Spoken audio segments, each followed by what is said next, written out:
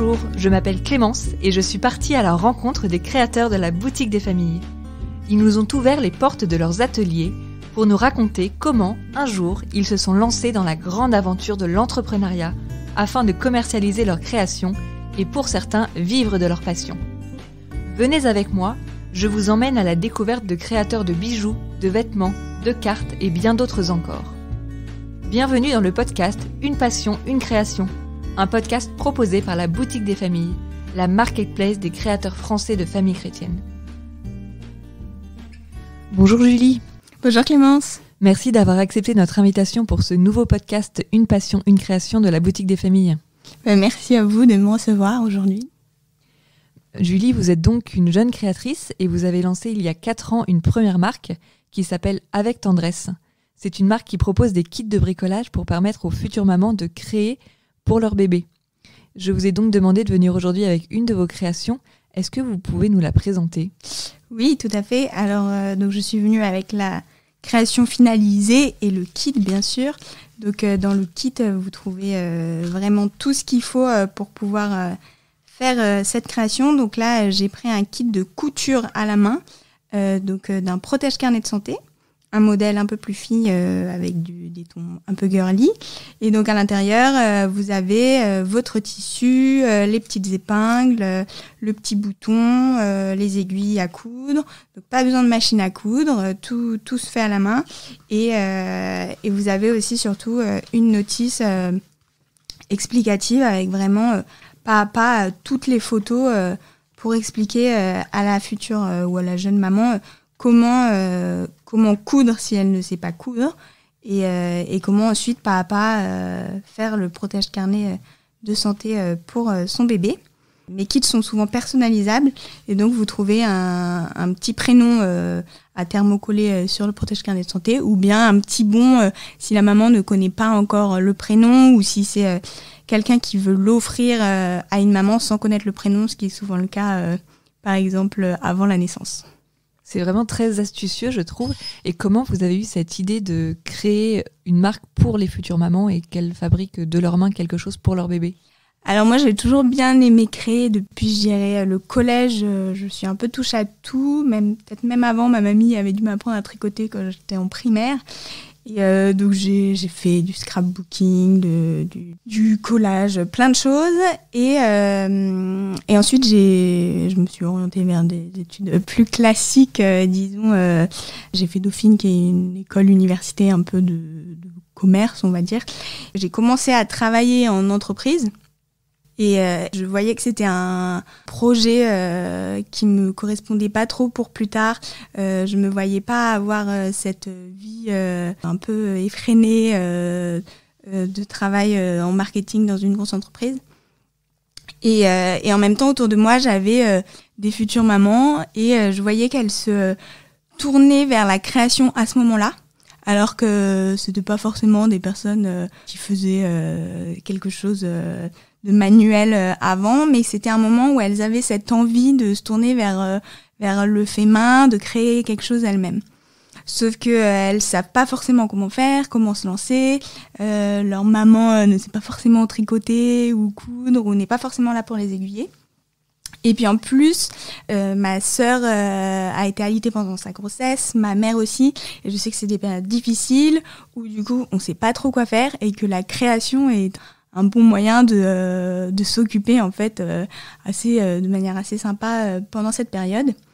Et donc tout cela faisant, les activités manuelles me manquaient aussi. J'ai pensé à cette idée de créer cette marque pour les futures mamans, pour que toutes les futures mamans, même les débutantes justement, puissent créer elles-mêmes quelque chose pour leur bébé. Et en même temps, ça correspondait à un projet professionnel et personnel que j'avais où donc à l'époque c'était avec mon fiancé où moi je voulais être présente plus tard pour nos enfants, pour pouvoir les élever, pour avoir un travail souple de la maison, travailler quand ça m'arrangeait et donc voilà, tout ça coïncidait bien ensemble. C'est vrai que c'est même un service presque rendu aux mamans, comme vous le dites. Vous permettez de les occuper pendant leur grossesse et faire des jolies choses. Et votre clientèle, vous l'êtes constituée comment au début ? Alors évidemment, j'ai essayé d'activer un peu tous les leviers possibles. Donc ça commence pas mal par le bouche à oreille, donc soit des personnes que je connaisse qui l'offrent à des futures mamans, soit voilà des personnes qui en parlent entre elles ou quelqu'un qui se les fait offrir, qui va en racheter un ou leur offrir. Après j'ai fait un site internet et du coup il y a tout un travail de référencement du site pour remonter sur Google, donc écrire des articles. J'ai écrit pas mal d'articles, surtout pendant ma première grossesse où du coup j'écrivais sur le côté bébé, maternité. J'avais pris des thèmes, le portage bébé, la liste de naissance, l'allaitement, voilà. Donc un peu pour essayer de faire remonter le site sur Internet. Après il y a les réseaux sociaux bien sûr.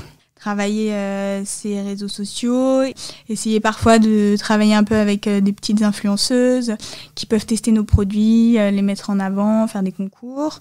Ensuite, il y a les ventes privées, les marchés de Noël, même si l'année dernière, avec le Covid, ça a été un peu annulé, mais voilà, les marchés de Noël dans les écoles, les paroisses.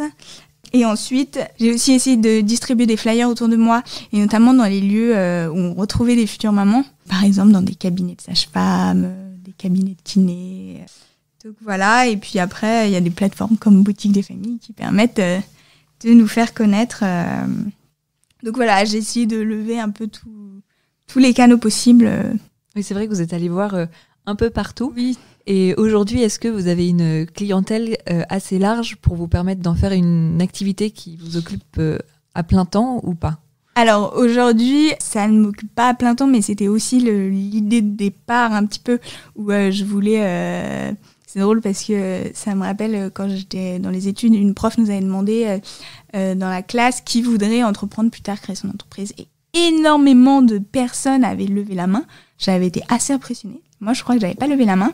Et moi, j'avais dit, moi, je voudrais être mère au foyer à mi-temps. Alors, tout le monde avait beaucoup ri. Et en fait, du coup, aujourd'hui, c'est un peu le cas. Donc là, j'ai mon fils aîné et puis on en attend un deuxième. Et donc, en fait, je suis un peu à mi-temps. À mi-temps, je m'occupe de lui. Et à mi-temps, voilà, je traite mes commandes. Et en fonction des périodes aussi, je m'adapte. Par exemple, au début de ma deuxième grossesse, là, j'ai été malade pendant 4 mois. Donc, évidemment, j'avais moins de temps et d'énergie à dépenser. Donc, je traitais mes commandes, mais j'étais moins dans le développement de l'entreprise. Là, c'est la rentrée, tout va mieux. Le petit a repris à la halte garderie. Et du coup, j'ai plus de temps aussi pour essayer de développer, de retrouver et de chercher de nouveaux clients. Et donc, voilà. Donc vous parlez justement de développement et de création. Est-ce que vous avez une journée, une semaine ou un mois type dans votre travail ? Mon petit va donc à la garderie la moitié du temps, donc souvent les matinées.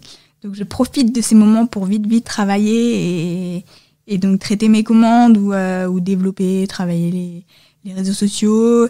J'aimerais bien lancer un nouveau kit que ça fait quelques temps que je travaille dessus, mais en fait ça prend beaucoup de temps parce que de créer les notices c'est très long. Donc en fait j'avais pris 1 année avant le lancement de l'entreprise pour créer tous mes kits, chercher les fournisseurs, créer toutes les notices, faire le site internet, etc. Et donc après je fais assez au jour le jour, mais j'essaie de me faire des to-do list.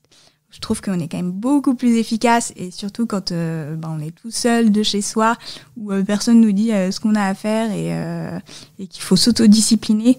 Je mets mes petites tâches de la journée à faire pour chaque jour et j'essaie un peu de répartir dans la semaine, de rédiger un article, voilà, pour essayer de faire ça là, de traiter les commandes, de travailler les réseaux sociaux, de faire des photos, donc voilà.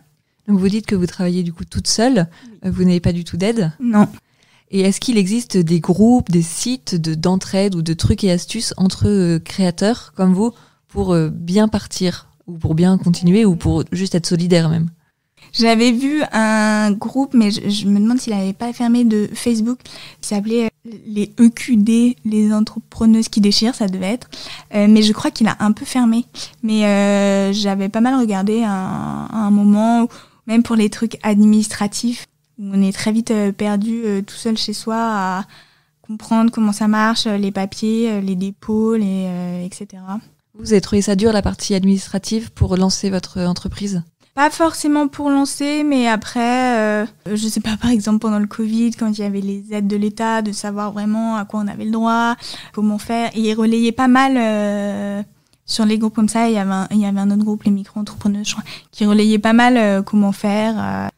Et si vous devriez donner des conseils à quelqu'un qui veut se lancer, pour vous, quelles sont les clés de la réussite d'une micro-entreprise ? Comme je disais, je pense qu'il faut être motivé et autodiscipliné, parce que personne ne va nous dire quoi faire, personne ne va vérifier le travail qu'on a fait. Donc voilà, il faut être volontaire et y aller, quoi. Et ensuite, je pense qu'il faut être aussi très touche-à-tout, parce que on est tout seul, et donc de la création à la recherche de fournisseurs, à la compta, l'administratif, site web si on en a un, puis la communication et tout ça. En fait, il faut réussir à tout faire, et donc si on ne sait pas aussi, prendre un peu les choses en main et essayer d'aller comprendre comment on peut faire.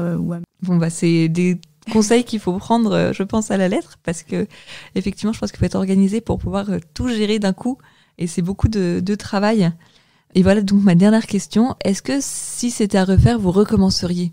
Alors oui, parce que aujourd'hui, on est très content de notre vie. Et comme je disais, c'est un peu un briquet professionnel, personnel. C'était un choix qui allait un peu ensemble. Et donc, on est très content de notre organisation et que je puisse avoir cette micro-entreprise à côté qui me permet de travailler de manière souple. Donc, on est très content.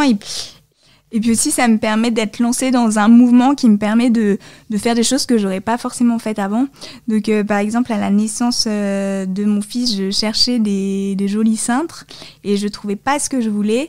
Et donc, j'en ai confectionné moi-même en Liberty. Et après, j'ai lancé une seconde marque qui s'appelle Mes Jolis Cintres.